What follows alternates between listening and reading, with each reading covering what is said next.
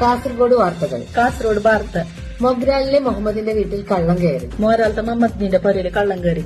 മതിൽ ചാടിയാണ് കള്ളൻ വീട്ടുവളപ്പിൽ കടന്നത്. വര തുള്ളിയിട്ടാണ് കള്ളന് പേരിന്റെ പഴുപ്പിലേക്ക് കയറിയത്.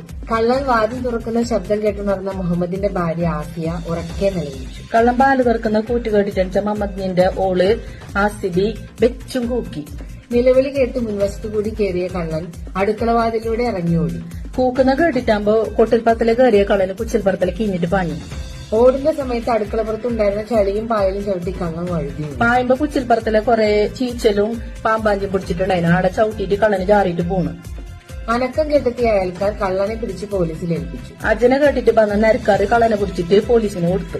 ഇനി ജീവനുണ്ടെങ്കിൽ മോഷണം ചെയ്യില്ലെന്ന് കള്ളൻ സ്റ്റേഷനിൽ വെച്ച് സത്യം ചെയ്തു. ഇനി ചേച്ചിട്ടുണ്ടെങ്കിൽ കക്കാൻ പോയാലെന്ന് കള്ളൻ സത്യം പിടിച്ചിട്ട് ചെല്ലി. ചെറുക്കളയിലെ അബ്ദുൽ ഖാദറിന്റെ മകൻ യൂസഫ് അന്തരിച്ചു. ചെറുക്കളത്തെ കായിച്ചാന്റെ ഇസുബ് പോയിപ്പോയി. 80 വയസ്സായിരുന്നു. 80 വയസ്സാനി. സുഖമില്ലാതെ കിടപ്പിലായിരുന്നു. കയ്യാത്ത കടത്തത്തിലായിട്ടുണ്ടായിരുന്നു. വാർത്ത കഴിഞ്ഞു.